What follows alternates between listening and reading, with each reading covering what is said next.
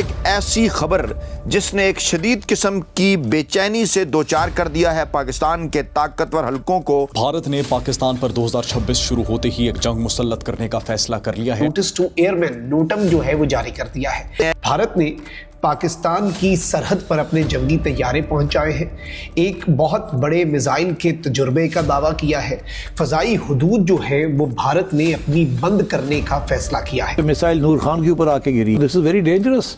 और आइंदा 24 घंटे इस हवाले से इसलिए भी अहम करार दिए जा रहे हैं क्योंकि मोदी को पता है कि ये कितना कमजोर है और इसके रहने से पाकिस्तान के अंदर इंतशार आएगा, पाकिस्तान में मजीद इकोनॉमी कम होगी और पाकिस्तान के अंदर हालत जंगी होगी। सर क्रीक से सियालकोट बॉर्डर तक इस वक्त पाकिस्तान की सिक्योरिटी फोर्सेस ऑटोमेटिकली जब भारत इस तरह के इकदाम करता है तो हाई अलर्ट पे जा चुकी है।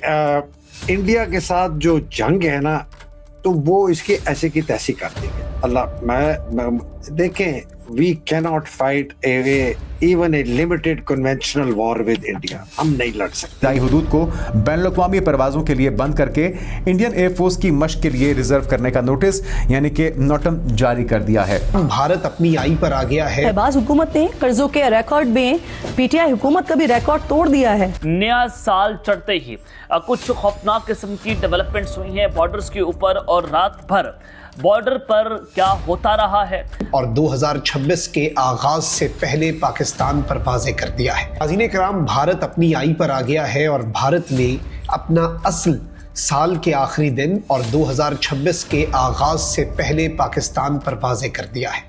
भारत ने पाकिस्तान की सरहद पर अपने जंगी तैयारे पहुंचाए हैं।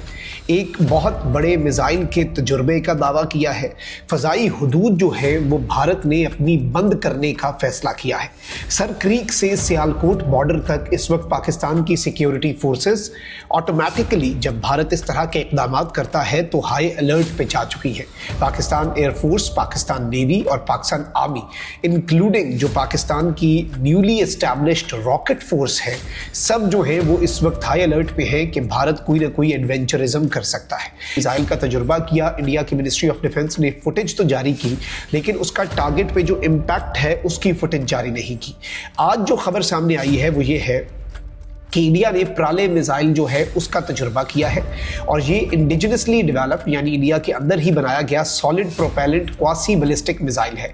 ये multiple type of war heads जो है वो लेकर जाने की सलाहियत रखता है और भारतीय मीडिया इस वक्त इस नए तजुर्बे को भी पाकिस्तान के कॉन्टेक्स्ट में प्रेजेंट कर रहा है, प्रोजेक्ट कर रहा है कि this is a threat for Pakistan. Bharat के पास इससे कहीं ज़्यादा एडवांस्ड और ऑब्वियसली भारत की अपनी टेक्नोलॉजी, तो पाकिस्तान को उसे कुछ करने की ज़रूरत नहीं होती।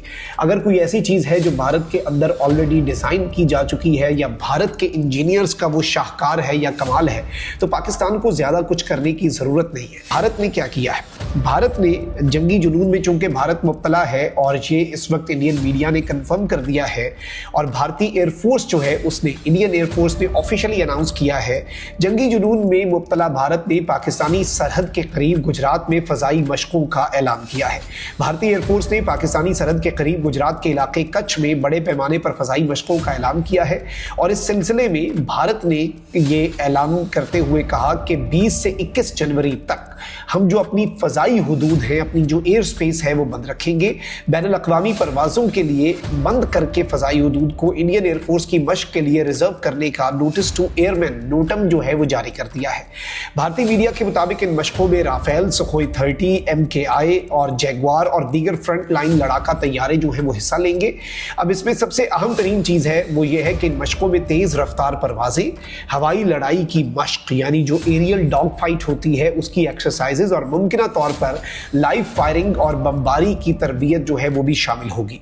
भारतीय मीडिया की रिपोर्ट्स के अंदर ये भी दावा किया गया है कि महदूद फ़ज़ाई जोन पाकिस्तान के साथ भारत की जनूबी सरहद के हसास इलाके पर मुहित है जिसमें बहीरे अरब, सरकरीक, राजकोट और अहमदाबाद के नज़दीकी इलाके शामिल हैं। तो वो इसके ऐसे की तैसी कर देंगे। अल्लाह मैं देखें, we cannot fight even a limited conventional war with India. हम नहीं लड़ सकते, हमारे पास इतने नहीं है। ठीक है, हमारे पास एयर बैटल में शायद कहीं किधर कुछ हो, लेकिन हम लॉन्ग टर्म, सारी दुनिया को पता, आप 5 कोर के ना 5 कोर कह रहा हूँ, 10 कोर का जो अब्दुल्ला डोगर है उनका चीफ ऑफ स्टाफ, उससे कहीं यार इंडिया से अगर आपकी लिमिटेड जंग हो गई है जी कश्मीर के ऊपर, तो आप क्या करेंगे?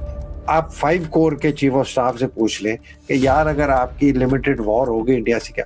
तो मुझे मतलब ये बेवकूफ जरूर है, पागल जरूर है, ज़हनी मरीज जरूर है, इसको पता है कि लिमिटेड कन्वेंशनल वॉर इंडिया के साथ अगर यूनिलैटरल है, सिर्फ इसने शुरू की, अगर होगी, ये मैं आपको बार बार कह रहा हूं, अगर होगी, पाकिस्तान के न्यूक्लियर असासे खत्म हो जाएंगे, पाकिस्तान के अंदर खाना जंगी हो जाएगी, पाकिस्तान की फौज में स्प्लिट आ जाएगा। और ये जो आप बात कर रहे हैं अफगानिस्तान वाली, यार आप आदिल आप कितनी दफा कहते रहे, वही एक भाई इधर रहता है ड्यूरेंट लाइन के, दूसरा भाई उधर रहता है, आधा कबीला इधर रहता है, पौना कबीला उधर रहता है। मतलब आप किस तरीके से, आप कितने ज्यादा आप तो तखरीबकारी करके करवाएगा ना, लेकिन हतली इसका नतीजा क्या, नेट नतीजा क्या? नेट नतीजा ये कि पाकिस्तान टूट जाएगा, पाकिस्तान की खाना जंगी हो जाएगी, पाकिस्तान में ना पंजाब रहेगा, ना सिंध रहेगा, ना केपी रहेगा, ना गिलगित बल्तिस्तान आज़ाद कश्मीर। इस मौजूदा हालात और शेप में हमारी भी उसी किस्म की बल्कनाइजेशन होगी जिस तरह लिबिया की हुई है, जिस तरह इराक की हुई है, जिस तरह सीरिया की हुई है, ये सब इसी तरह। सो मुझे तो समझ नहीं आ रही कि ये फौजी जर्नैल जो 8, 10, 12 सीनियर टाइप कोर कमांडर इनके हैं, DGISI है, ये सोर्ड ऑफ ऑनर हैं, बड़ी सोच समझने वाले हैं, NDU के प्रेसिडेंट रह चुके हैं, फलाने कर चुके हैं, इनको नहीं नजर आ रहा जो मुझे और आपको नजर आ रहा है कि यार this guy is going to destroy Pakistan. Sir मैं जितने भी सीनियर लेवल ब्यूरोक्रेट डिप्लोमेट से मिलता हूँ, कुछ सफ़ीर हैं मुख्तलिफ ममालिक के, वेस्टर्न कंट्रीज़ के, किंग्स कॉलेज के अंदर कोई गैदरिंग्स होती हैं या मुख्तलिफ जगहों के ऊपर कुछ थिंक टैंक्स में गैदरिंग होती हैं, ऑफ कैमरा होती हैं। रिपोर्ट कहती है कि अगर हालात ऐसे ही रहे, अगर कश्मीर में आतंकी गतिविधियां बढ़ती रहीं, तो 2026 में भारत और पाकिस्तान के बीच फिर से सैन्य टकराव की स्थिति बन सकती है। अब सवाल यह है कि आखिर अमेरिका के इस बड़े थिंक टैंक को ऐसा क्यों लग रहा है? क्या ये सिर्फ एक अनुमान है या इसके पीछे ठोस इनपुट और ग्राउंड लेवल इंटेलिजेंस है? काउंसिल ऑन फॉरेन रिलेशंस कोई साधारण संस्था नहीं है। यहाँ बैठने वाले लोग अमेरिका की विदेश नीति को दिशा देने वालों में गिने जाते हैं। कई पूर्व अमेरिकी विदेश मंत्री, रक्षा सलाहकार, CIA के पूर्व अधिकारी और पेंटागन से जुड़े लोग इस संस्था से सीधे या परोक्ष रूप से जुड़े रहे हैं। यानी जब CFR कुछ कहता है तो उसे हल्के में नहीं लिया जाता। अगर आपको वीडियो पसंद आए तो चैनल को सब्सक्राइब करें और बेल आइकन को जरूर दबाएं ताकि आपको ऐसे ही लेटेस्ट वीडियो की नोटिफिकेशन मिलती रहे। Thank you for watching. मैं हूं विवेक। मिलते हैं नेक्स्ट वीडियो में। Stay updated and stay safe.